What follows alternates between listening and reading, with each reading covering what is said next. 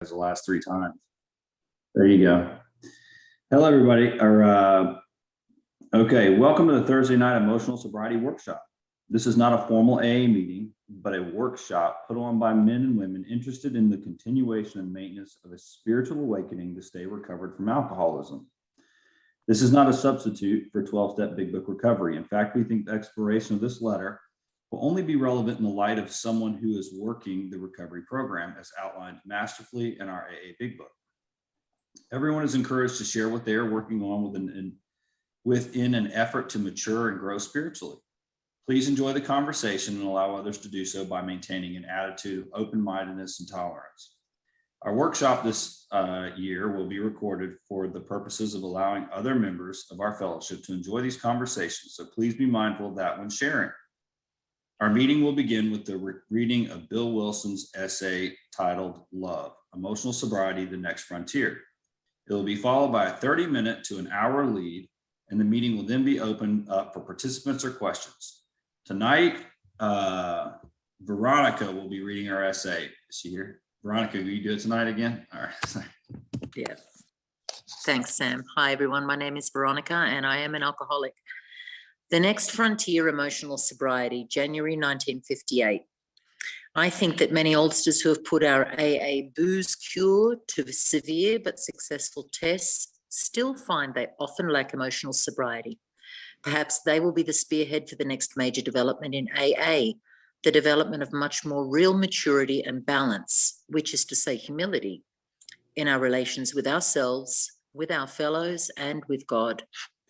Those adolescent urges that so many of us have for top approval, perfect security, and perfect romance, urges quite appropriate to age 17, prove to be an impossible way of life when we are age 47 or 57. Since AA began, I've taken immense wallops in all these areas because of my failure to grow up emotionally and spiritually. My God, how painful it is to keep demanding the impossible, and how very painful to discover, finally, that all along we've had the cart before the horse. Then comes the final agony of seeing how awfully wrong we have been, but still finding ourselves unable to get off the emotional merry-go-round.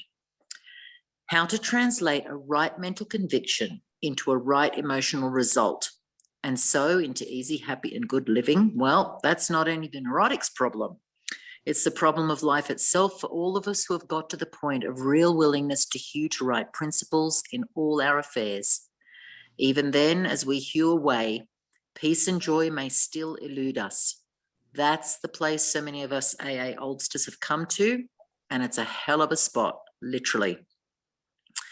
How shall our unconscious, from which so many of our fears, compulsions, and phony aspirations still stream, be brought into line with what we actually believe, know, and want?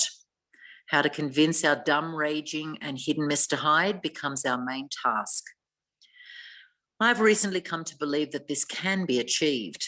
I believe so because I begin to see many benighted ones, folks like you and me, commencing to get results. Last autumn, depression, having no real rational cause at all, almost took me to the cleaners. I began to be scared that I was in for another long chronic spell. Considering the grief I've had with depressions, it wasn't a bright prospect.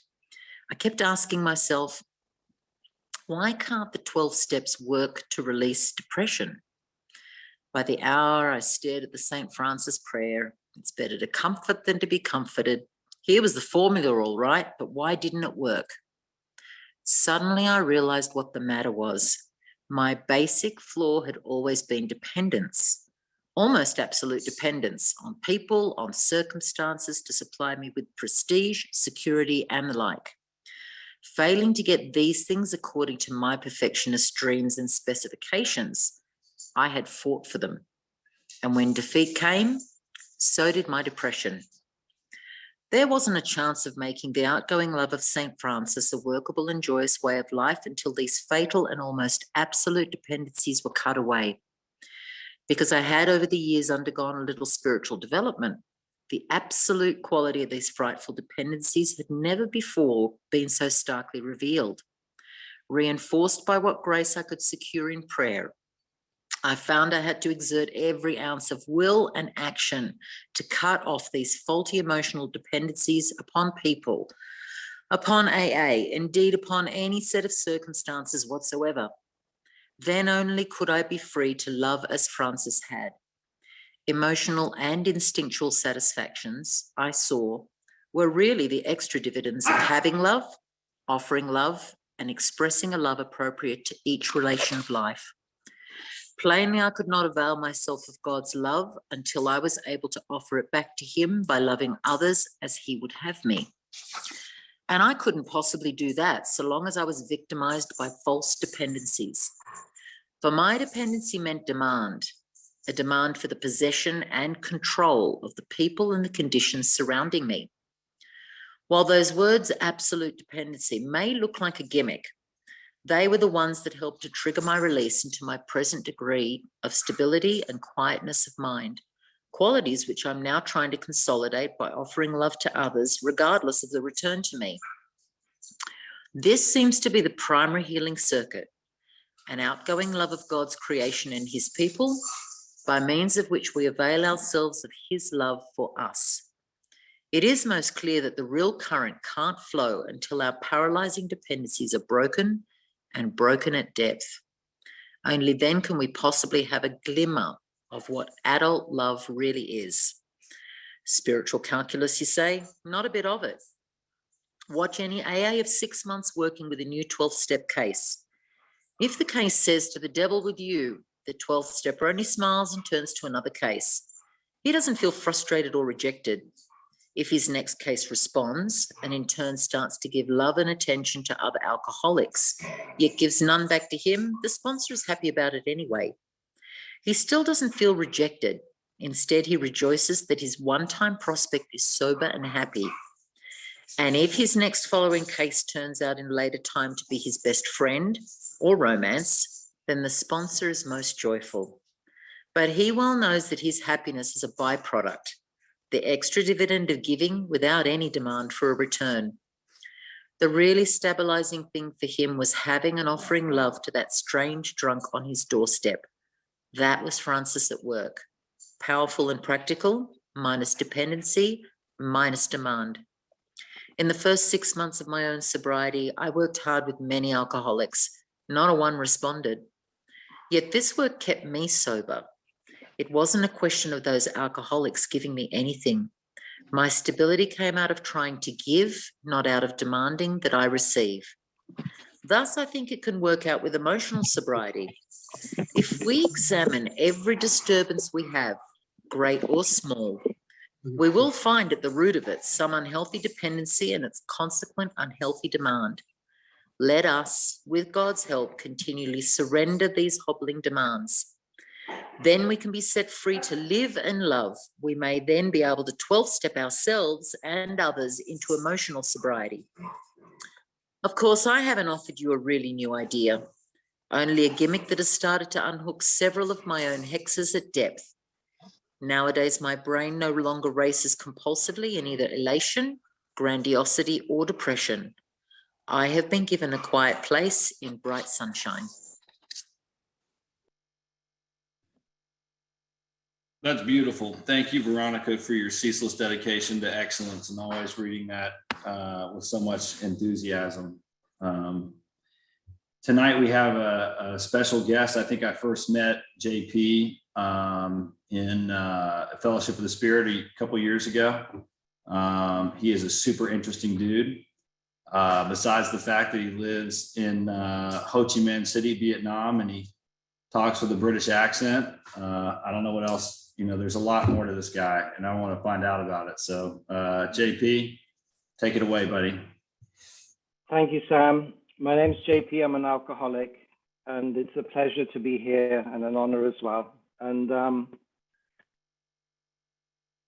you know, this morning when I woke up, there were two short phrases that came to mind because, of course, I've been wondering like what to share at this meeting for the last couple of days. Some of my big heroes are here. Of course, there was a little bit of nervousness and a bit of fear.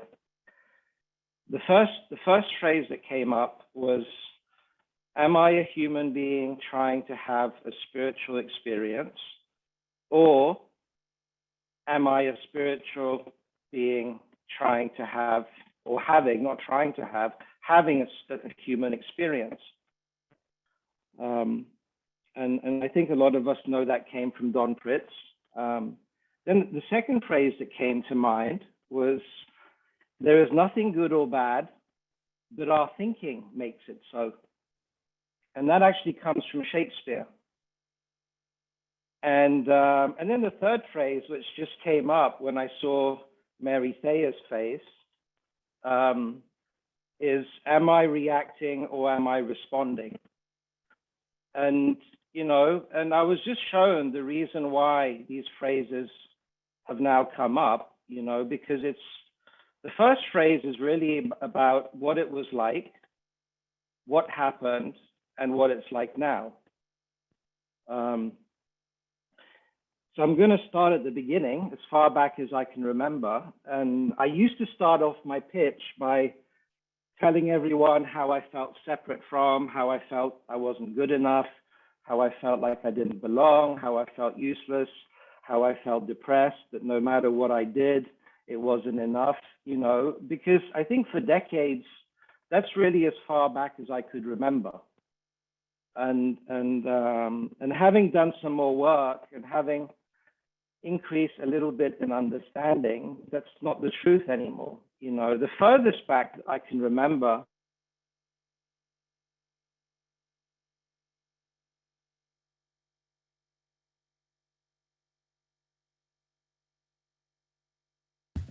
Oh no, JP froze. you know, Hey, you froze for a second. I did. So I'm really sorry about this. The problem is with the. So I was just saying that as far back as I could remember, the first thing that I saw was watching myself watch the sky and wonder. Right, without any goal, without any motive, but just being in awe at the sky, the clouds, feeling the grass on my back. No words to that, really. No words. I could remember being with people, being patient, being kind, wanting to explain things to them naturally if they didn't understand something. Again, there was no sense of seeking. There was no sense of self-seeking. I'm going to get something out of this. None of that. It was just natural. It was just what I did. It's just what you do. It's just natural, a natural thing to do. I would remember contemplating also, you know, why do things move? Do you see what I see? You know, and I hadn't read any philosophy or spiritual books at that time. So these are things that were going on, and this is how I viewed life, you know, when I was young. And after that, what I remember is the separation. The first of which was putting my hand up in a hall of people of 300 and being the only one that did that. I felt a sense of, you did something wrong. I remember seeing my parents argue and feeling helpless and scared. I remember my father chasing me around the living room with a shoe above his head, thinking that I was going to get killed because I did something wrong. And this is not to blame any of those particular experiences or people or places or things, but just to say that these are the moments when I started to learn that I was separate, that life is not okay, right? And of course, then the rest of the story goes as we often hear in these meetings. Then I had this sense of not being good enough. Then I had this sense of no matter that I was popular at school. I got all the right marks. I was great at sport. No matter what you said, no matter what I got, it just wasn't enough. And of course, alcohol and other things temporarily took that away, right? And I went to any length to make sure that I didn't feel that separation. I didn't feel that pain of not being good enough. And for years it went on like that until, of course, it didn't work anymore. I consider myself very, very lucky and graced, because very early on in my sobriety, I came across you lot, my root family in this fellowship. It did take me a year and a half to get here. I did have in the beginning a white light experience, which only lasted for 6 months. That only lasted for 6 months to keep me sober. There was no doubt during those 6 months that there is a creator and that the meaning of life is love. There's no doubt. But slowly that conscious contact was replaced by worldly clamors within, particularly, relationships, love, the other sex. And, instead of God becoming, staying first, he became a second. And it took a year and a half to come back, and I was ready, even though I didn't want to anymore, I was ready to drink again. And I heard this funny fat man in shorts share one night, and I just knew that he understood my problem. He just understood that I could not drink no matter what. He knew that. He shared that, and he seemed to have a solution for that. And I went up to him and I asked him to be my sponsor, and that man was Joe Hawk. And I was very fortunate because straight away I was brought into the work in this book. And I remember very, very clearly my first step, the first time round. I think that was, the first set of work, and I think it's Don Poyers who says this. It's like the first set of work is very special because it's the first set of work, and it's never ever going to be like that again. And I find that to be very true, and so my first step was extremely powerful. I saw things that made sense. That first step broken into 3 parts made complete sense. Then, not so much now, but then it did. Physically, mentally, spiritually.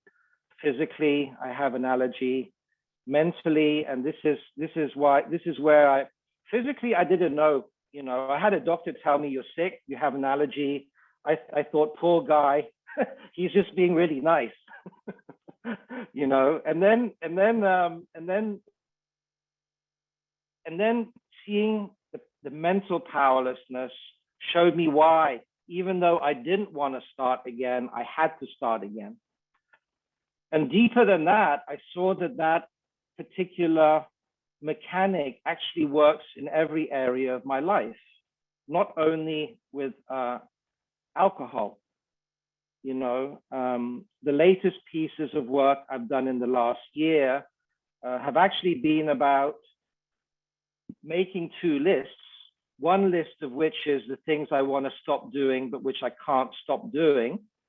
And the second list being the list of things I want to do, but that I can't do, right?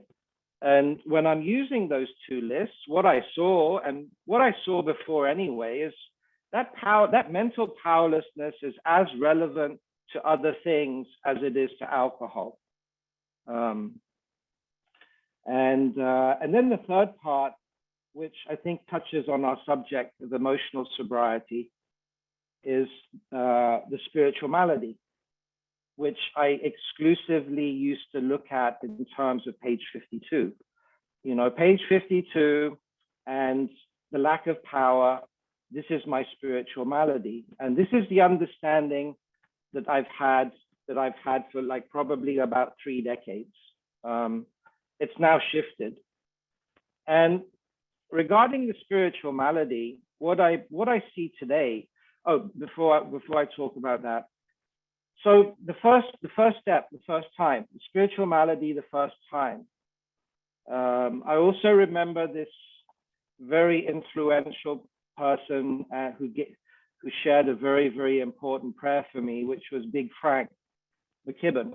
And his prayer was, well, the way that I interpreted it was, God, please give me what I need to face what I need to face with an undefended heart.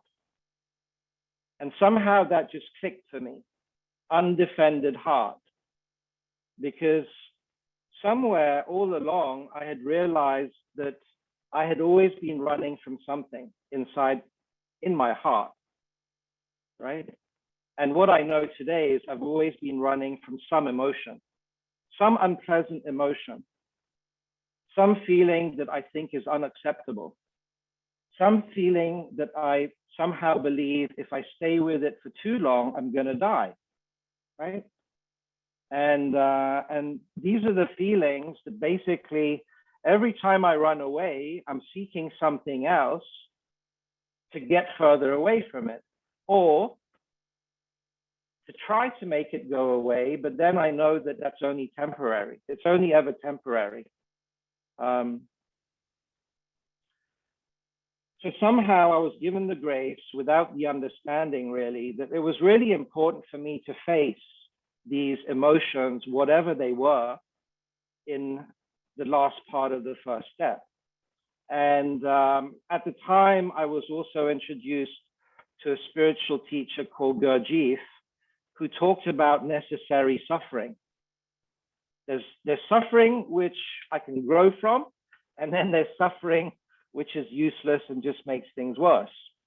And somehow I was given this understanding that facing the deepest of my pain, facing the deepest of my fears, facing what I'd been running away from all my life up to that point in time was a necessary part of the healing process.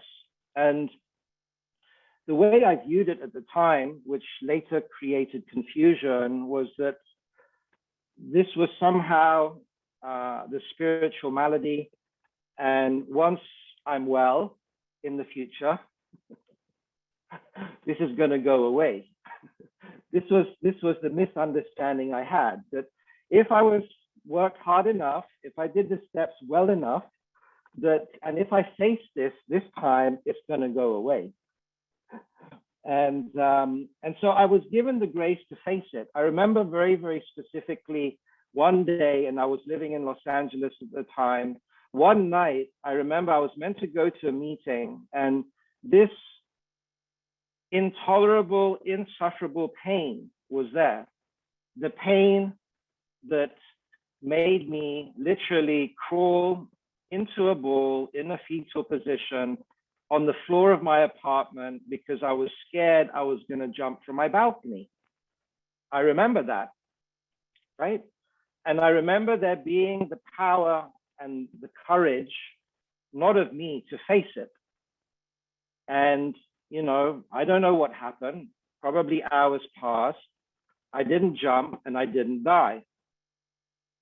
And somehow, for a while, before I started to believe again that what I feel is not meant to be the way that it is, right? That somehow what I do is meant to make it different and go away. For a while, I was absolutely fine feeling page 52 with the attitude, this is what is here now, and I'm not going to do anything about it. I'm not going to read an inventory at it. I'm not going to share with someone to get rid of it.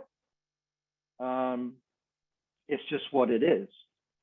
And, so there was just so much grace in that first set of work, because so much was happening that I didn't understand what was happening. I understand now what was happening. And I understand why I got why I was given the freedom I was given. And of course, it didn't last, right? It didn't last. And being a member of this particular group of FOTS, I was brought up where I worked the steps every year. And, you know, and Mary Thayer talks about this, and I think Don Coyers talks about this. For decades, I worked the steps as an event, right? It was very much an event. Oh, I've hit the wall now. Page 52 is coming up now. The subtext to that is there's something wrong because I'm feeling this way. So there's something wrong. Now I have to do something about it. And what do I know what to do about this? I'm going to go through the steps again. And by chance, anyway, it's already been a year. So I'm going to work the steps at it. And hopefully it's going to, you know, do what happened last time. I'm going to feel great. I'm going to get a lot of freedom. I'm going to grow a lot. Things are going to change. And it's not that all of those things didn't happen. All of those things would happen every time. And in a way, that's a really good way for this issue to be hidden, because, you know, those emotions would die down. Things would be great. I'd feel great. You know, there'd be a lot of power and freedom. So the subtext would be, it's worked, right? The steps have worked, right? And so I was working the steps as an event rather than as a way of living, or more accurately for me today now as a way of being.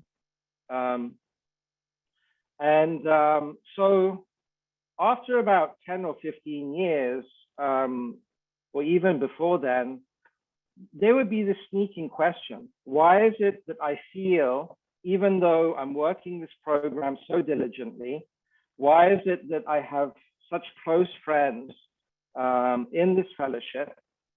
You know, why is it that I still feel this way? Why do I still feel like I don't belong? Why do I still feel like I'm not good enough? Why does depression from time to time still come and visit me for no reason?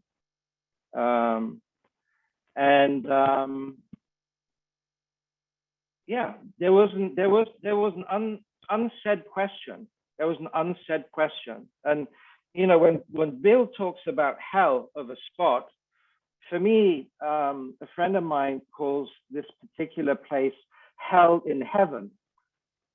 It's like I'm supposed to be in heaven, right? I'm on the spiritual path, I'm growing, I have wonderful fellowship. I'm supposed to feel and be great, but I'm not. Hell in heaven. And in a way, this was worse than when I was drinking, because now I have absolutely no excuse for feeling this way.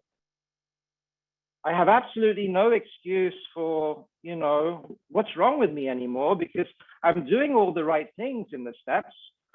I'm working with people, I'm doing the meetings. So of course, the one thing that comes up is work your program harder. Work your program harder. The second thing is find another guru, which I did. And I found a wonderful guru. She's still a wonderful guru. I'm so grateful to her. But finding an enlightened guru and sitting at her feet and becoming her friend doesn't make this thing go away, you know? And at 25 years, what happened was I was not coming to meetings anymore. I was barely doing the steps once a year. I was not working with people. Everything was fine. See, this is the amazing thing about this disease, is I can feel absolutely fine for years, but not be okay. You know, the deceitfulness of this disease is amazing. It's baffling. It's amazing. And for years, I didn't feel that there was anything wrong, and then what happened is one day, I was threatened by the secret police here in this country that they were going to put me in jail for 20 years. And it was a shakedown. And I'm eternally grateful for that experience, because that shook me out of my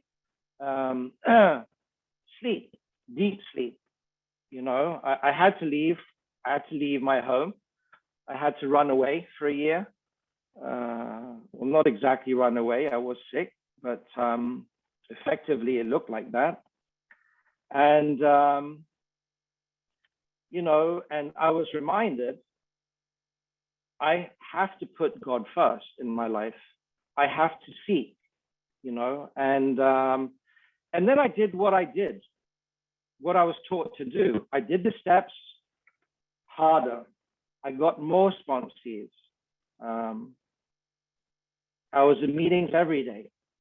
I had so many sponsees, my wife was complaining that we didn't have any personal time, but I didn't care, because I knew in my mind, I had to do this. And it dug me out of that hole that I was in. I've heard of other people with some time share about that dark place, right? I got dug out of that hole. And then a couple of years later, I hit a wall again. I had a lot of sponsees. I was really active. There was nothing that was more important than this program. And I hit a wall again. And the wall that I hit, that I could see very clearly then, was exactly this emotional ball of pain that's always been there all the time, hiding, sometimes not hiding, right? And sometimes I'm, trying to run away from it. And sometimes I just don't even know it's there. So after 2 years, even though if I asked someone in the program and I told them, these are all the things that are happening, I have all these sponsees, they'd say, oh, you're doing great. You're doing everything you need to do. But I was not okay. I was that needy feeling, the feeling of being abandoned, the feeling of wanting love, the feeling of not being good enough, the feeling of being rejected, the feeling of being alone, right? That ball of pain, that came up, and that started to destroy my life again. It interfered in the way I worked with sponsees that I was given. So I got fired by a bunch of them. That created more pain, which was actually good, because I had to look at what was going on. And I was very fortunate, because at the beginning of last year, I was put in touch with a group that started a workshop together. This was at the beginning of COVID. So all of us somehow, and of course, this is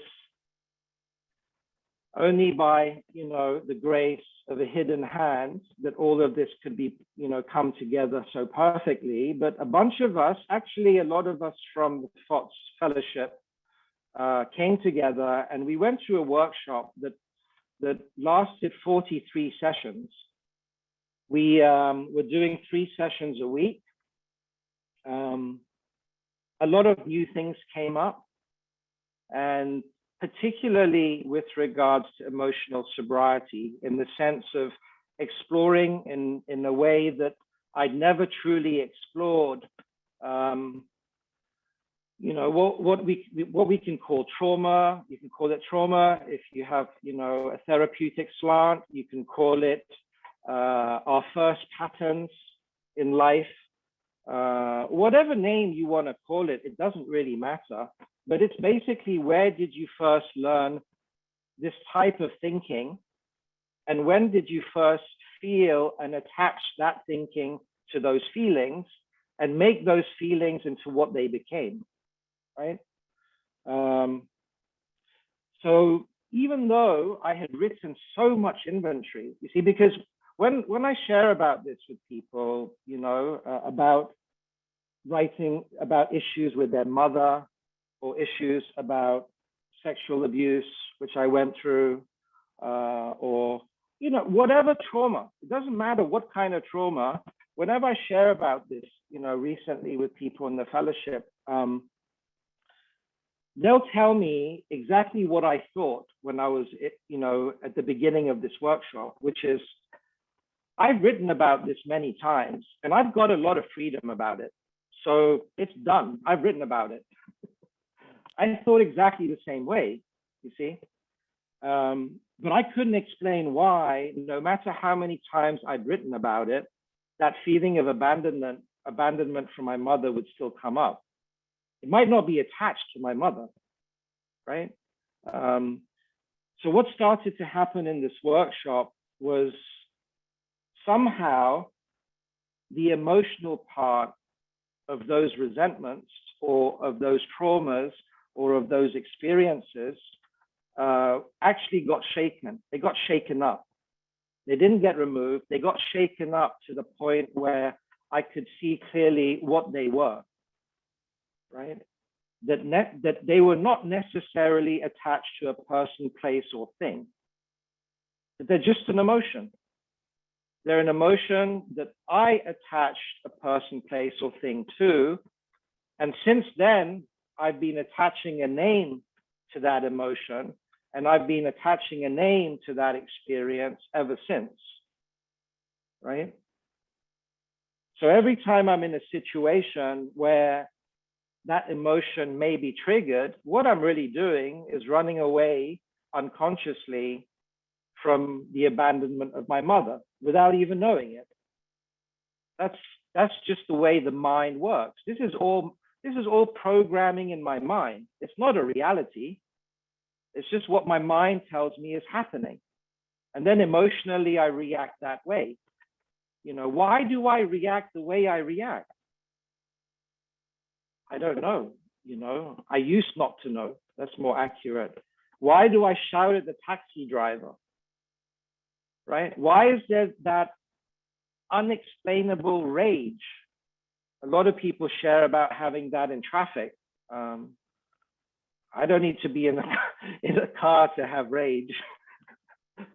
You know, I couldn't explain it. I couldn't explain it. And then when it was revealed, when I learned these patterns, because these are patterns, and you know, these are patterns that I learned. I can't remember his name, and maybe Gary knows. That wonderful gentleman in Denver, Colorado, who shared with us the principle inventory. Bob Olson? Yes, Bob Olson. Thank you, Gary. So Bob Olson, you know, I read some inventory to Bob Olson. I think it was 4 or 5 years ago. Thanks to Gary recommending that to me when we were at Fox the last time together. He suggested I call Bob Olson, and I did, and we went through principal inventory, and it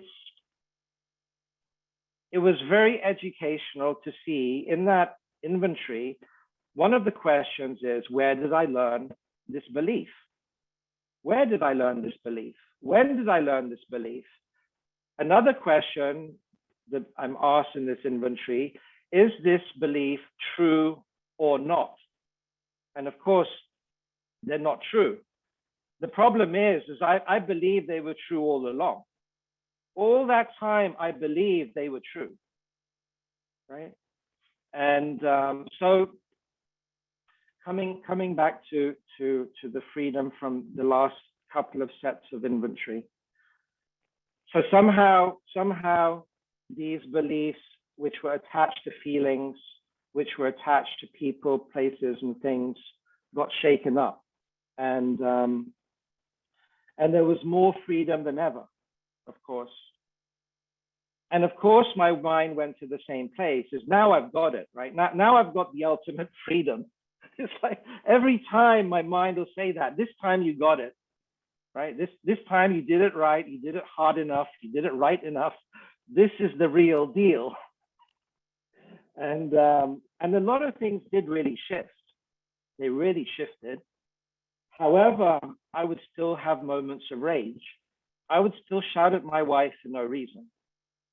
The only difference now being that it would come up by itself. It would go down very quickly. An apology would be made quickly. And then that would be the end of it. You know, there would be no emotional hangover left anymore, so to speak. That was the big difference after this latest piece of work. Let me look at this.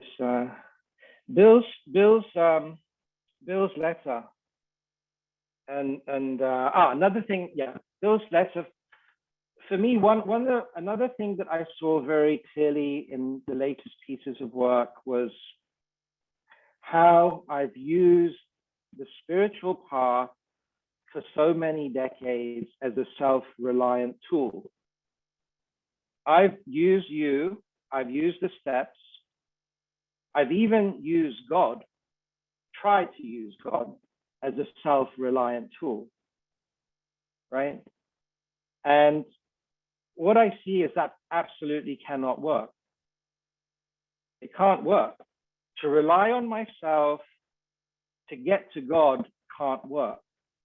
It seems to work, and then God in his grace and in his great humor will give me some freedom, you know, and in my self-reliance, and I'll believe it's me, that I'm the one that's doing it. And, you know, but it doesn't work because I will always hit the wall, right? I'll always hit the wall. Relying on myself to work this program, relying on myself to use God to seek him also doesn't work. That's not any different. I need to rely only on God. Only on God, because there is only God. That's it. There's only God. There's nothing else. I mean, that's the meaning of God is everything. There's only him. I can't get out of that. I can only imagine getting out of that by relying on my thinking, right? Or by relying on, oh, I'm going to work the steps. I'm going to work on the program, my program. I'm going to sponsor people. By sponsoring people, I'm going to have more God. So another thing that became very clear to me is my program can't be self-reliant on any level, because self-reliance can take place on many different levels. And I had been self-reliant, especially in my spiritual life, for decades, not knowing that that's what I was doing. I thought I was doing the right thing. I thought I was being God-reliant because I was seeking God. I thought that seeking God was God-reliant. I didn't see that relying on myself to seek God is self-reliant. That's not God-reliant. So that's another big thing that came up for me in this recent piece of work. And so when in this letter, when Bill talks about giving love to receive love, and perhaps I misunderstand him, it's not that I don't believe that love is important, but what I know only of myself is I can't give love, right? I can only be love. I can't give it. It's just like happiness, and a friend told me that this one came from also from Don Pritz, is forget happiness, you're going to have to make do with being happy. Being happy, not happiness, a thing, right? So for me, I can't make love into a thing and give it, right? I can only be love, and I can only be love because God is love. And I can only be love if I'm absolutely reliant on God. When I'm absolutely reliant on God and there isn't anything else, then I'm able to respond. The response is natural. It's not from me, right? Because God is prior to everything. This is why there is a response, because God is prior to everything. So I can't give love, I can only be love. And so love can't be a business for me. It can't be, I'm going to give you love, and then you're going to, somehow you or the universe is going to give it back to me. That doesn't work for me. It's just more self-reliance disguised as spirituality. What else? How much time do I have, Sam? How's it going? Okay. However much you want. You can go for another 15 minutes or another 45, whatever you. Okay. I'll just see where it's taken. Sorry. No problem. So this thing about dependency, the dependency, in fact, there's only one dependency. There isn't more than one dependency. And I saw that this also this year about the 6th step. There's only one character defect. There aren't many. You know, for me, the one character defect and dependency is on self. All the other dependencies come as a result of that dependency on self, right? If I don't depend on self, I'm not going to have to depend on people, places, and things. It can't exist, right? So for me, the one character defect is self-dependency, and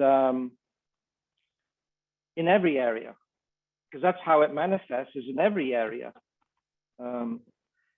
And it's true, you know, dependency. In Bill's story, he talks a lot about dependency, and it's so true, because as long as I'm dependent on self in any way, shape, or form, in any area of my life, then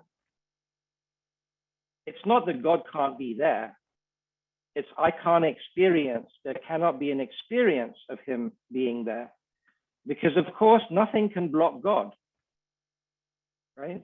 So dependency on self, and there is a line in the 3rd step, which well, I've never heard it ever mentioned, actually, but it jumps out at me. And the line says, we cannot get rid of self entirely without God's help. It's not a little bit. It's not deflate, because we hear this so often, right? The steps are about deflating the ego. That's not what it says. It says we cannot get rid of self entirely without God's help. And digging deeper into that particular sentence, I need to ask myself, what does it mean? And if it's possible for God to remove self entirely, what is that really about? Right? What is that really about? And on my current spiritual path of in addition to this program of non-duality, what is talked about really is that self is an illusion. It's not that self isn't there, it's an illusion. It's like an oasis, right? You see, you sense, you feel, but it's not really there, you know? And for me, this is what it means, is I finally get woken up to the fact that there is no self, that self is something that is imagined, it feels real, it thinks like it's real, and it'll just keep doing what it's doing. You know, you can't make an oasis go away by telling yourself this oasis is not real. It's still going to be there. It's going to look, you're going to be able to see it, you're going to be able to feel it. And self is very much like that. You know, it's an illusion, but it sure as hell feels real, looks real, and it can create a lot of damage if I rely on it. Of course, if I'm relying on something which isn't real, if I'm relying on something which isn't there, it kind of makes sense that it never worked, right? It just never worked. Relying on self never really worked. Why did it never really work? Because it was never real. There's only one that is real, and that is God. That's why whenever I rely on this illusion of self, it just never goes the way it promises to go. Because it's not the real, it doesn't have the power, right? And why, when I rely on God, things. So I'm going to finish with this. This morning I did my meditation. I've been inspired to meditate. I don't believe anymore in forcing myself to meditate because I think I'm supposed to. There was a lot of meditation in the first 2 decades of my sobriety. Then there was no meditation for a long time because it dropped off naturally by itself.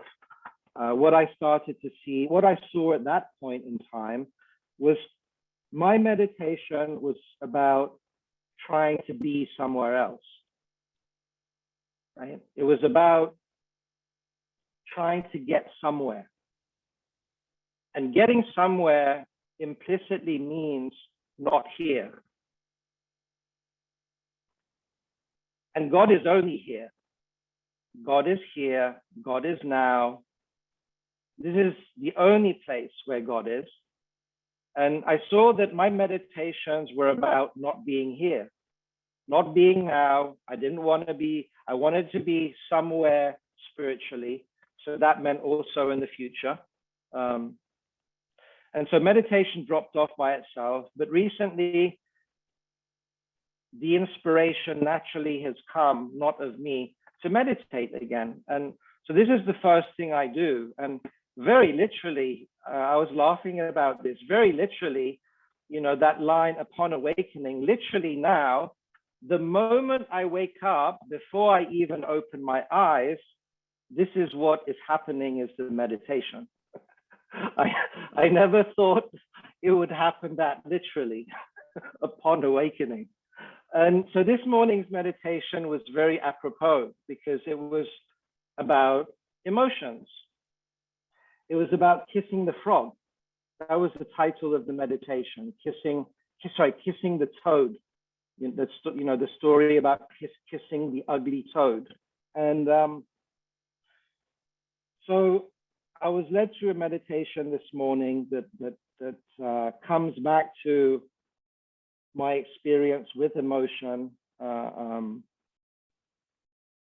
which is that I've always tried to run away from that feeling. Whenever I seek something, I need to ask myself, why am I seeking and what am I seeking, right? And at some point, well, this morning for me, pretty quickly, I saw I'm seeking to get out of here. I want out. Out of what? Out of me, out of my feelings, out of my out. And of course, you know, it's like with experience and the meditation continued, that actually where I need to go is the opposite direction of that. And we've heard this, I think, also in this fellowship. Whatever's coming up in the moment, a good idea would be to embrace it, to actually run straight into it instead of running away from it, right? And you know, I had one experience like this also last week. You know, that pain, the ball of pain which makes you crawl up like a baby. I had that kind of pain last week because I was exploring this topic, and I invited it. I actually consciously invited that pain to come up. And what I saw when I actually allow myself to get close to it, to get in it, to have no resistance to it, absolutely no resistance. And a good question to ask in order to know whether I have any resistance left is, am I okay if this feeling stays with me forever? If I know that I can answer that question honestly, then I know there's no resistance left to that feeling, that emotion. And so I was there last week with this unbearable pain, and I was absolutely fine to be with it. And a very interesting thing happened. Because there was no resistance left, because I was there with an undefended heart, right? That emotion of and by itself changed. Not because I was doing that to change it. Let's be careful. You know, I wasn't doing that to change it. I was being there because I was tired of running away from it, right? And that emotion transformed itself in the moment actually to light, spaciousness, love, God, if we need to put a word to that. So God is hiding where we least expect to find him, right? Right in the heart of all that pain, you know, the emotion that I've been running away from, God is right at the heart of that place. And, you know, another useful tip that I was given this morning, you know, in the meditation was, how do I know that I'm close enough to that feeling in order to embrace it? Well, when I can't put a name on it, when I can't call it fear, when I can't call it abandonment, when I can't put a name on it anymore, that's how close I need to be to that experience in order to, I don't want to say be in freedom in it. And then to be shown what's at the heart of it. Because isn't fear just love in disguise? Right? Isn't fear of being rejected just love of unity? Right? Isn't fear of being useless just love of being overflowing and wanting to give? Isn't that what that fear is about? Isn't fear of lack just love of being full? Full, yeah, full. Nothing lacking. Cannot add anything to this. Nothing is missing. So for me, this is where, you know, looking at this emotional sobriety is taking me. And I'm very grateful to know all of you. I'm eternally grateful to Gary. Gary is my great grand sponsor. I wouldn't be here without the message that you shared. I love you. Thank you. And I'm very grateful for this fellowship. Thanks. Thank you, JP. Could you pick through the screen and call on a couple people, and then we'll open it up? Yes, sure. I'm going to call on Kurt.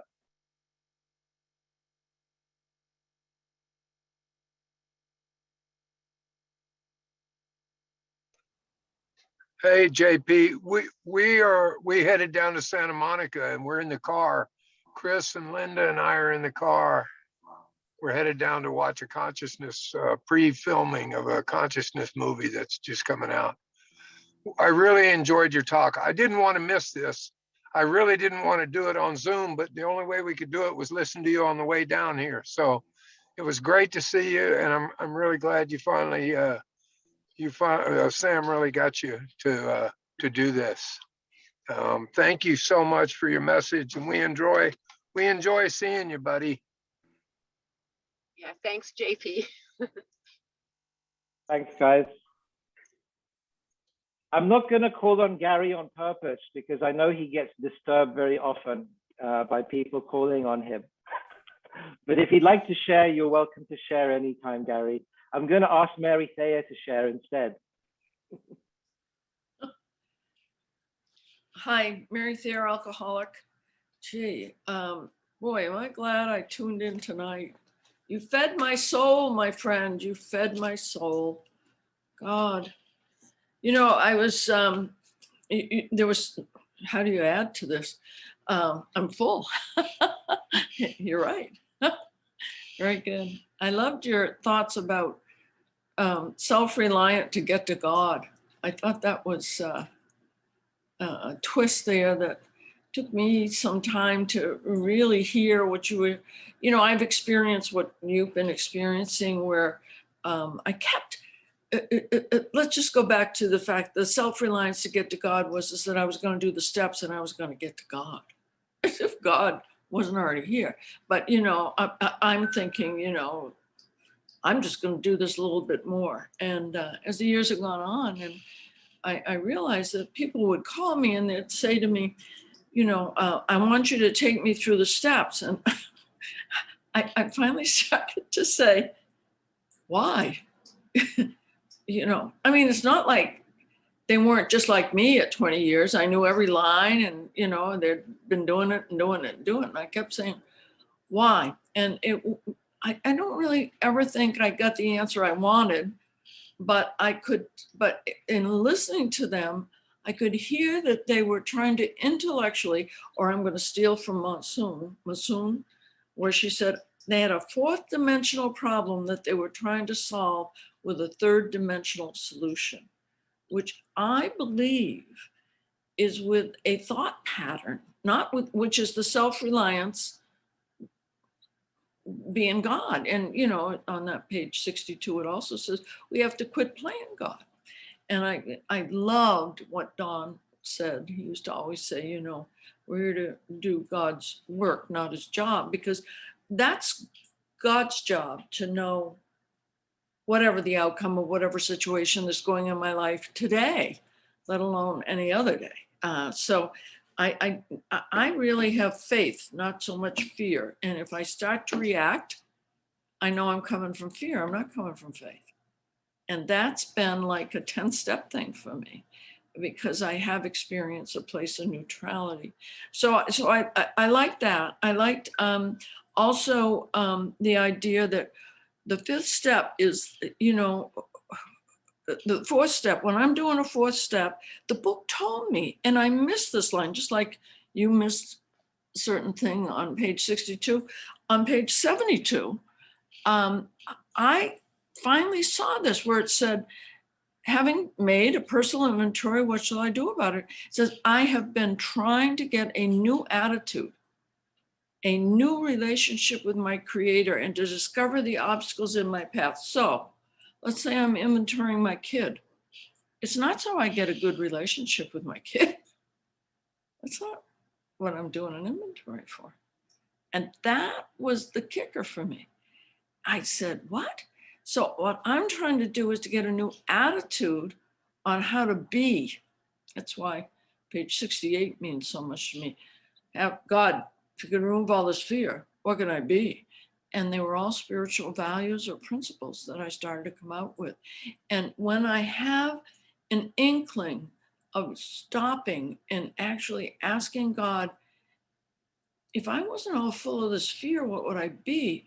It was the first time I understood what it said to do a fearless moral inventory. It doesn't say do a fearful garbage inventory. It says, what are your morals and where have you been going against them? And everything I write in my fourth column definitely isn't a spiritual.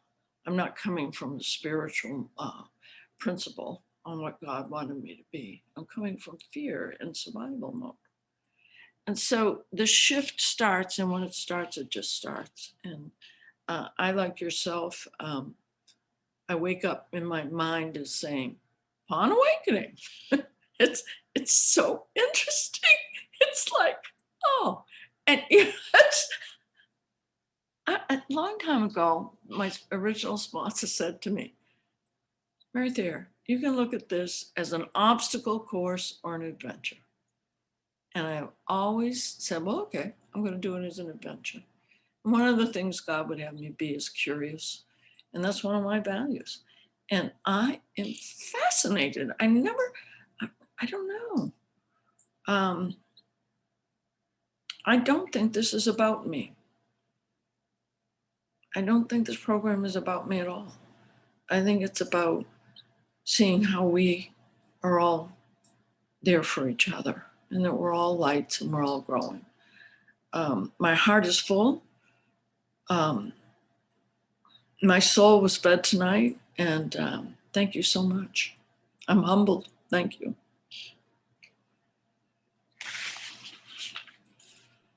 Thank you, Mary Thayer. How about Veronica from Santa Fe? Hey, JP, how you doing? That was really something. I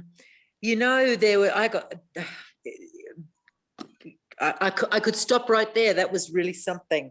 It's when you were talking about this, the resistance test, I really like that. And whilst and this is a real recent experience, I was sharing last week how I think I've reached the end of my line. I don't think this is going to work for me. And this week, and certainly not by design, I am not that clever, but the types of feeling, the depths of the either despair, or put whatever word you want around it, that I was feeling this week. I don't know how I came up with this, but somehow I decided, rather than taking an action or addressing a step to counter the feeling, I just decided to go, well, there it is. And I guess that's just how it might be. And as unpleasant as it was, and lo and behold, what really surprised me is how quickly it left. Sometimes it was a few minutes and sometimes it took a couple of hours, but it wasn't from any of my own coercion or pushing or trying or manipulating. It was, and that, as I said, when you were talking about that, if it's with me, when there's no resistance, in an undefended heart. I love that, an undefended heart. Oh, isn't that something to aim for, an undefended heart? The other thing that was really interesting, and I will be giving this some thought, only because I need to think about it a bit, I think, is let me just go back to, and I wrote it down. I was so the bit about where it is, oh yes, the self-reliance disguised as spirituality. And I couldn't even write fast enough to get all your exact words down, but basically that you're not, if not dependent on the self, these are, I guess it's because I'm really struggling. I'll just give a bit of background. I'm really struggling with this fourth column in the fourth step. And I'm trying to put these words and these character defects, what am I being? How am I being? What did I do? And I've been struggling with it for a while. And when you were talking about that self-reliance or self-dependence, all the others really spring or stream from that. And I went, oh my God, I think there it is. The others, I could spend so much time, getting as close to on point as possible. And there's been something, I had to have the come to Jesus talk with my sponsor, bless her, that, I've really tried my best, and I'm sorry, I could have said this months ago. I don't understand what I'm doing. None of it resonates with me. But what you said tonight really resonated with me. That's going to be very helpful. Anyway, really awesome to have heard you. Did you grow up in South Africa? No, in the UK? Oh, okay, all right. You got a bit of a South African twang going on in there. All righty. Anyway, thanks so much. Thanks so much for being with us tonight. Thank you, Veronica. I just see Tom and Juanita. Hi. Would either of you like to share?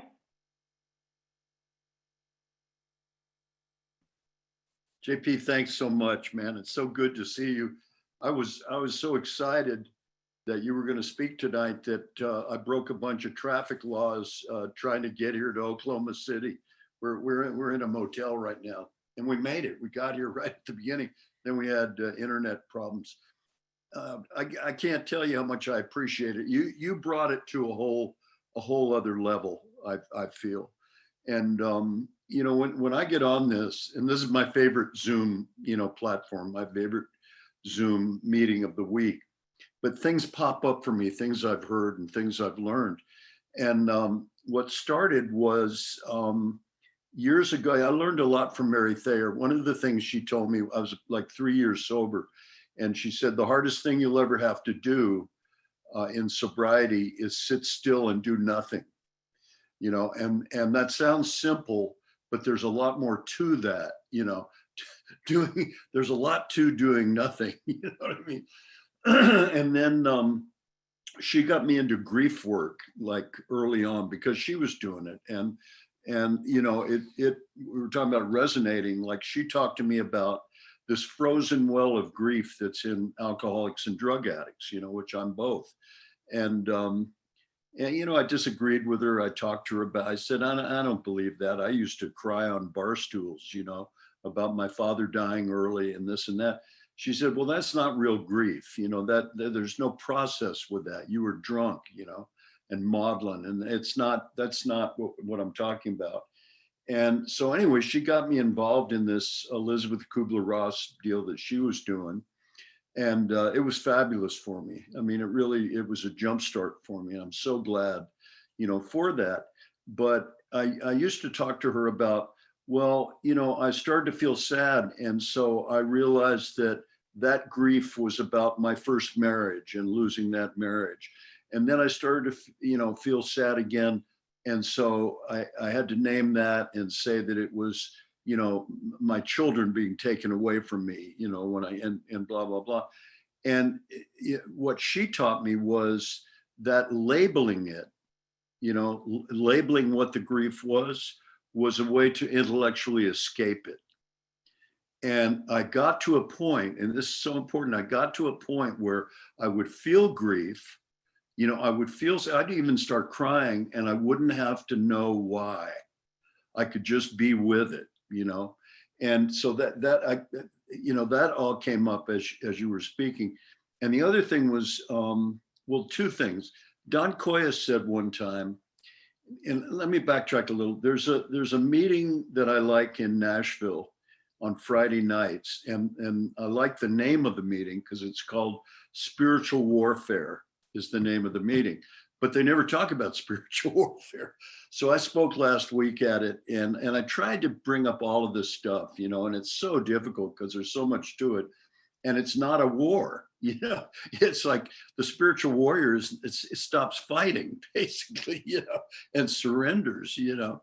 But I forgot this, and I wanted to say it, that Don Coyas told us this story that at one point he asked the creator to let him feel every bit of harm that he ever caused anyone in his life, and to bring it on and let me feel that. And he said he laid on the floor crying for 3 days, you know. And I think that's being a spiritual warrior. I really do. I mean, I think that, you know, to be willing to surrender to that depth and have the undefended heart to that depth is spiritual warfare. You know, it absolutely is. And then I was thinking, we had Olson do the workshop for my Santa Fe home group a few years back, maybe 3-4 years ago. And at the end of it, he's yelling at us and he's going, stop defending. Stop defending. You don't have to defend. You know, everybody's going, oh, I guess I was defending, you know.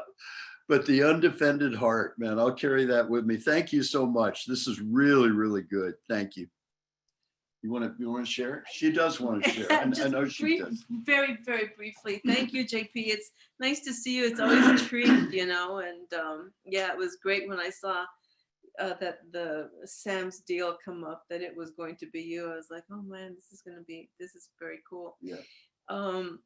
The undefended heart is what really got to me too.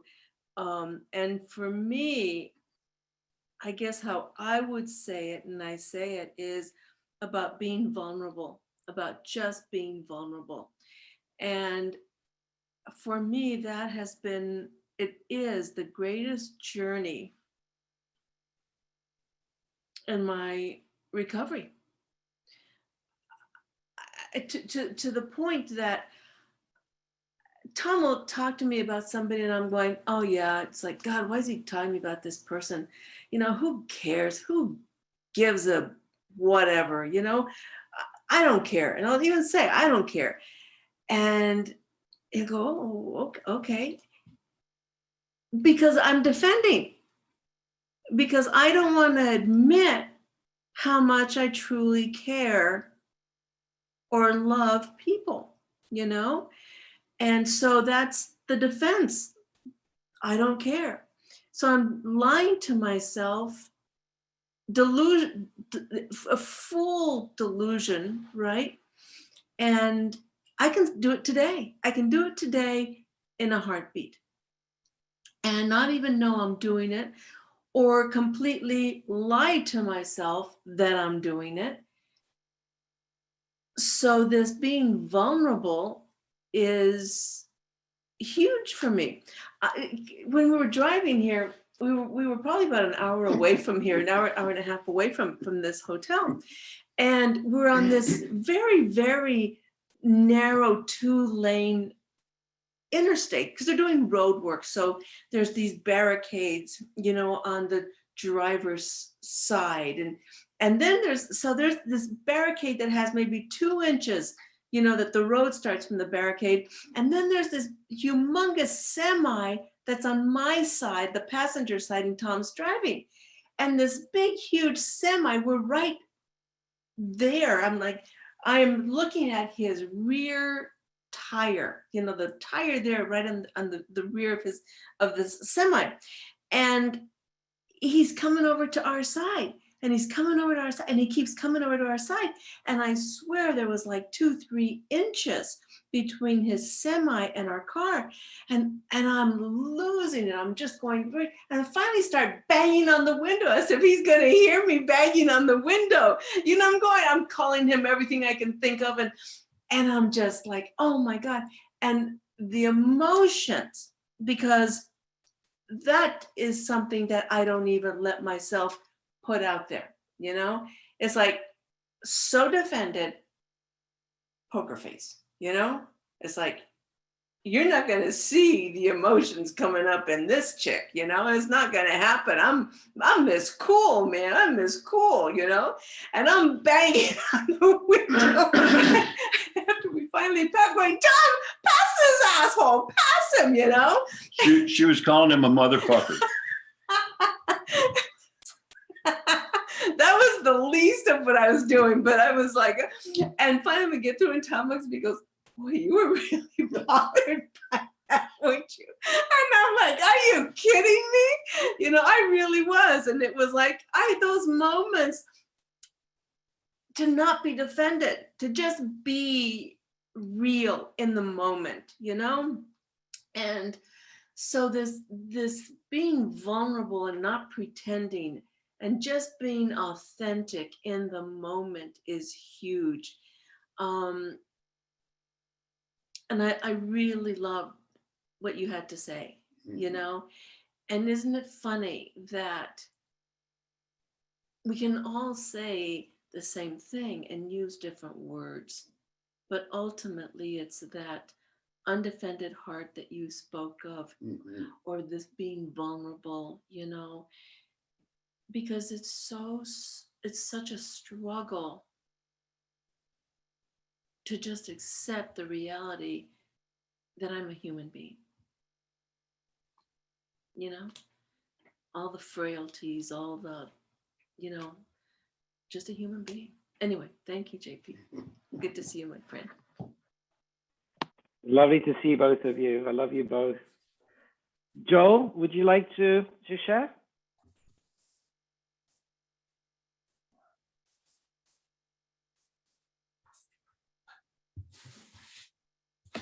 You're still muted, Joel.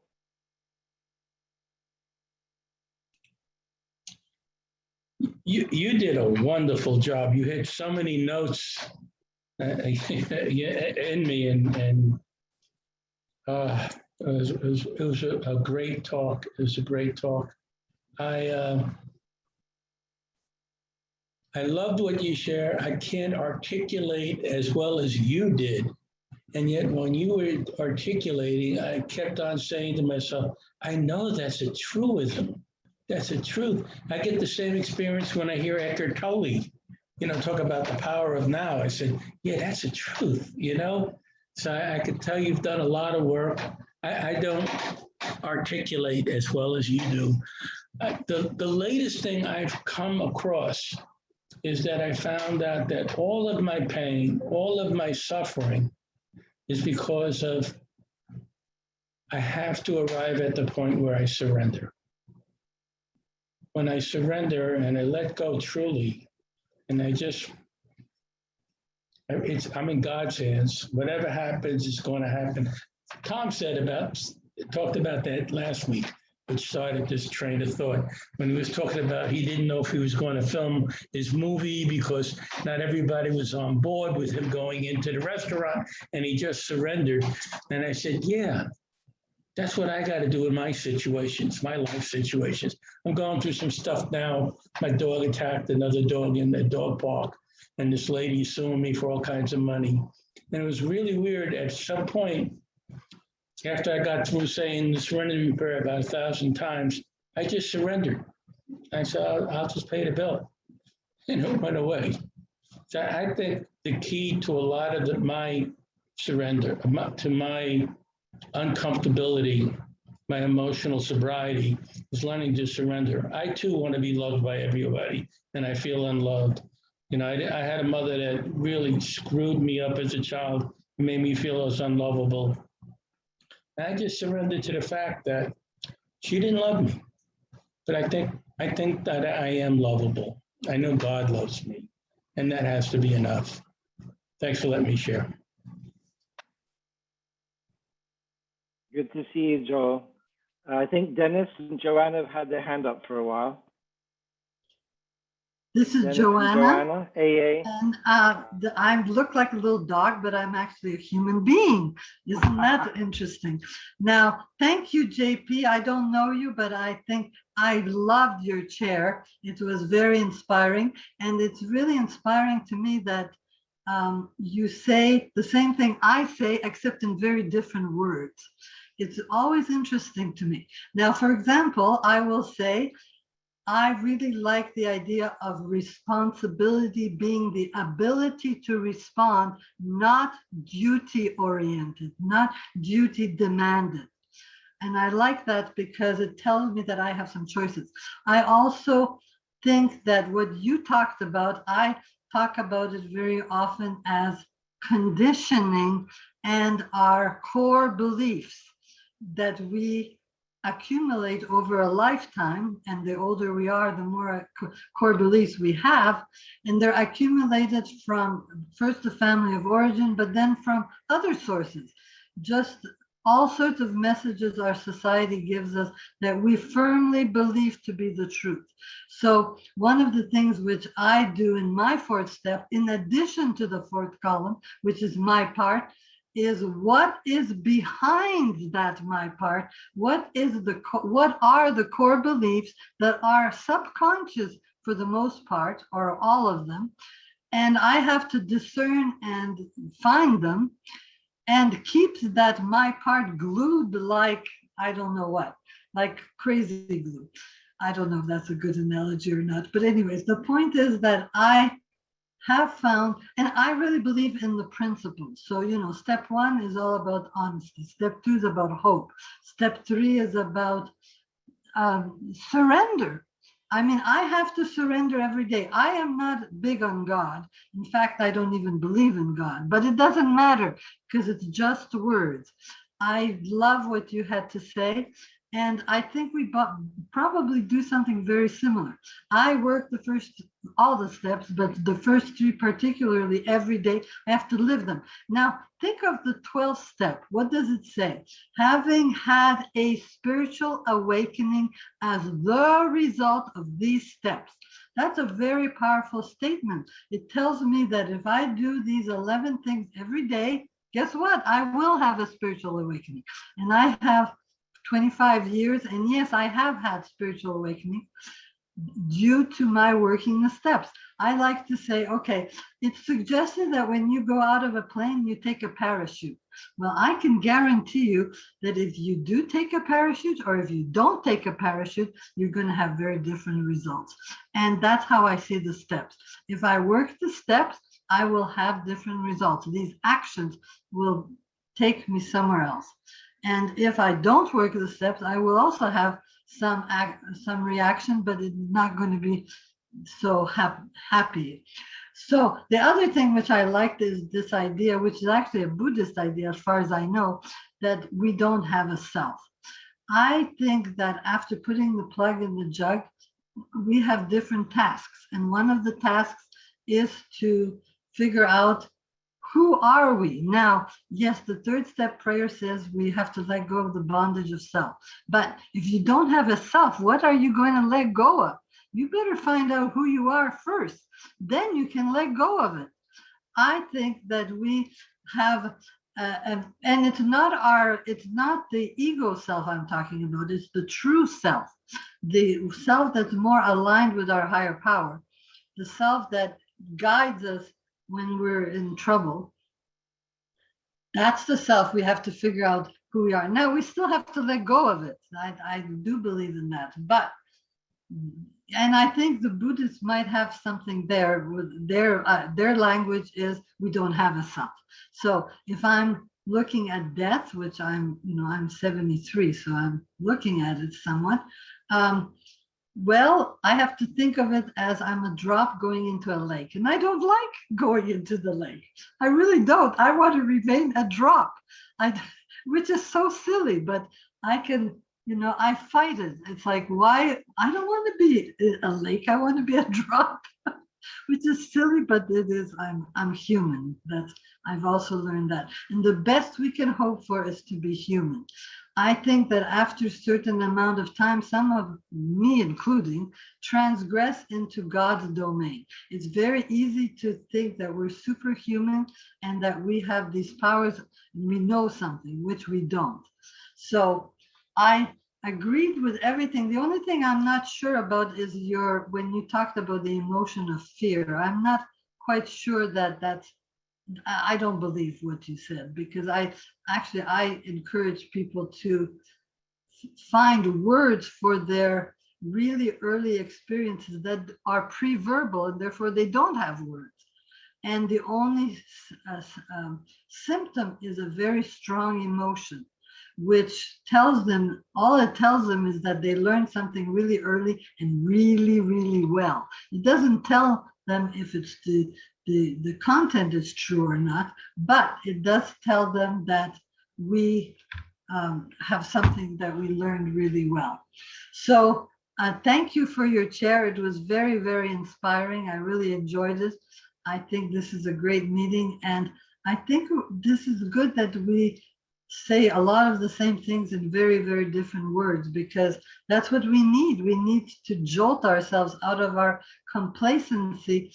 And I got sober in Santa Cruz, California, and there's a saying there, stay green and growing. And I like that because it says that I can't be complacent. I can't rest on my laurels. Just because I did the steps yesterday or the day before or last year, doesn't matter. I'm a human. I have to do them all over again today and be humble and stay right size. So thank you so much for pointing the way. Appreciate your chair very, very much. Thank you so much for that. Okay, yep. Are we good, Sam? No, I was going to say, why don't you take us home, man? You got anything to add to any of that? Yeah, I do actually. Just the last shed, is it Denise, Joanna? I just wanted to say, because I heard you share a few weeks ago, and I was just thinking, you know, how courageous you are to be an atheist in that sense. You know, I didn't have that courage the first time through the steps. And then I eventually did consider God is nothing. And I actually went through a piece of work with God is nothing. And my experience with this is that God is only a word. It's only a word. God is not the word. God is not the thing. So it doesn't matter what I call it, right? It really doesn't matter what I call it. And it's not possible for me to believe in a nothing. I mean, a nothing in the sense of a vacuum zero. It's just not possible. I can try it. It'd be an interesting experiment to try. It's just not possible to not believe in anything. So I just wanted to share that. And it's been lovely being with all of you. Thank you so much. Thank you guys for a really fun and mentally, emotionally, and spiritually stimulating conversation tonight. And it even makes it classic, even ups its stock price a little bit with a British accent. You know, it just makes it all just flow even better, man. So anywho, we will mute ourselves, and those who care to will go to our inner room and say the Lord's Prayer or close us out mentally with assimilation of that.